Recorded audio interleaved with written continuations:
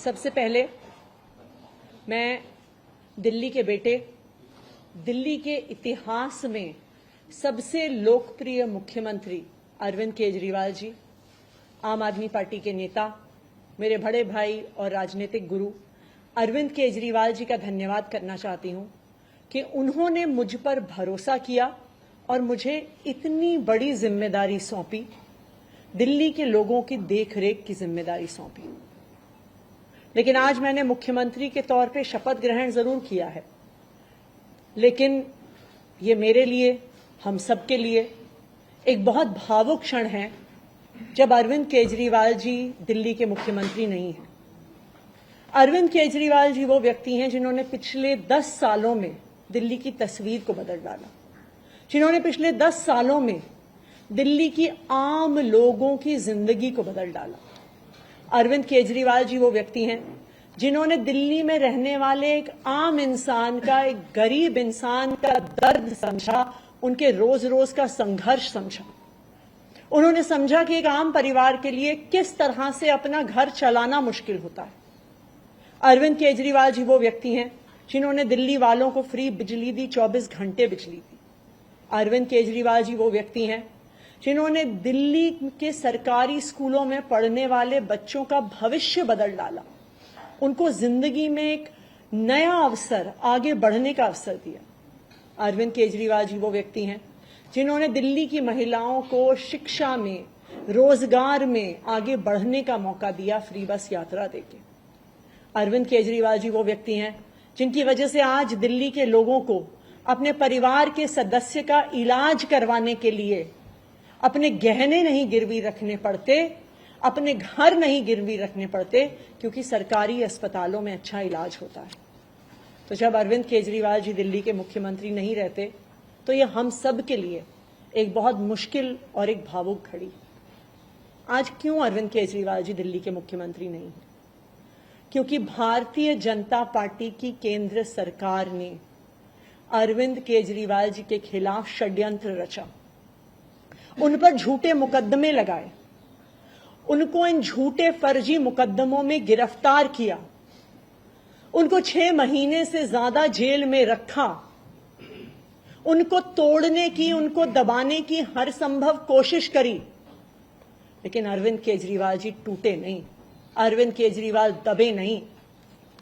अरविंद केजरीवाल जी को supreme court ने जमानत दी, एक ऐसे कानून में जमानत दी जिसमें पीएमएलए में जमानत मिलना लगभग असंभव होता है, और सुप्रीम कोर्ट ने ना सिर्फ उन्हें बेल दी, बल्कि बेल देते हुए केंद्र सरकार के मुंह पे तमाचा मारा और कहा कि अरविंद केजरीवाल जी की गिरफ्तारी एक दुर्भावना के तहत हुई थी। ये कहा कि केंद्र सरकार की एजेंसी सीबीआई, ईडी पिंजरे में बंद एक तोते की तरह हैं जो सिर्फ अपनी मालिक की आवाज में बोलती हैं। हो सकता है कि कोई और नेता होता तो उनके लिए अदालत का यह फैसला काफी था और वो तुरंत जाके मुख्यमंत्री की कुर्सी पर बैठ जाते।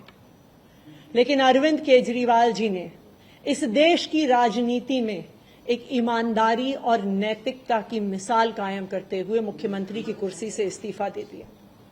उन्होंने कहा कि मेरे लिए सिर्फ अदालत का फैसला काफी नहीं है, मैं जनता की अदालत में जाऊंगा, और जब तक दिल्ली की जनता मुझे नहीं कहती कि मैं ईमानदार हूं, तब तक मैं मुख्यमंत्री की कुर्सी पर नहीं बैठूंगा। मुझे नहीं लगता कि इस देश के इतिहास में या शायद इस दुनिया के इतिहास में ऐसा कोई नेता रहा होगा, ऐसी ईमानदारी और नैतिकता की मिसाल रही होगी जो आज अरविंद केजरीवाल ने देश और दुनिया के सामने रखी है। अब हम सभी दिल्ली वालों को मिलकर एक ही काम करना है, अरविंद केजरीवाल जी को फिर से फरवरी में होने वाले चुनाव में दिल्ली का मुख्यमंत्री बनाना है। अगर दिल्ली के लोग अरविंद केजरीवाल जी को दिल्ली का मुख्यमंत्री नहीं बनाते तो जो फ्री बिजली आज दिल्ली वालों को मिल रही है, भारतीय जनता पार्टी अपना षड्यंत्र रच के उसको खत्म कर देगी।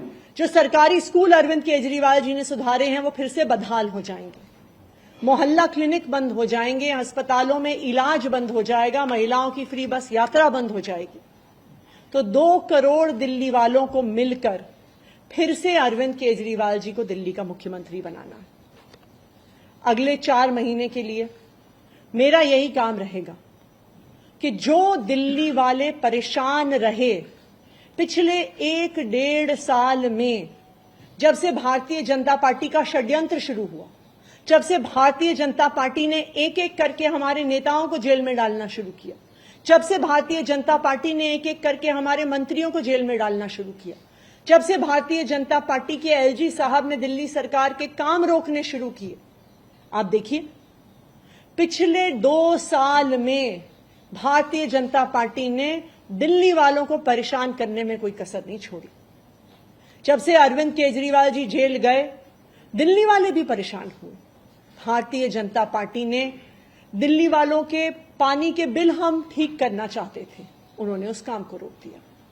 भारतीय जनता पार्टी ने जो सड़क के रिपेयर के काम है वो रोक दिए। भारतीय जनता पार्टी और उनके एलजी साहब ने अस्पताल में मिलने वाली दवाइयां रोक दी, अस्पताल में और मोहल्ला क्लिनिक में टेस्ट रोक दिए, दिल्ली से कूड़ा उठना रुक गया।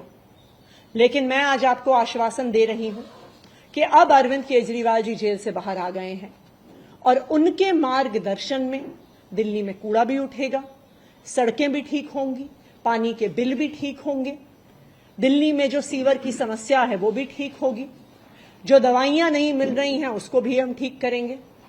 मैं दिल्ली वालों को यह आश्वासन देना चाहती हूं कि अब अरविंद केजरीवाल जी जेल से बाहर हैं, भारतीय जनता पार्टी का कोई भी षड्यंत्र हम सफल नहीं होने देंगे।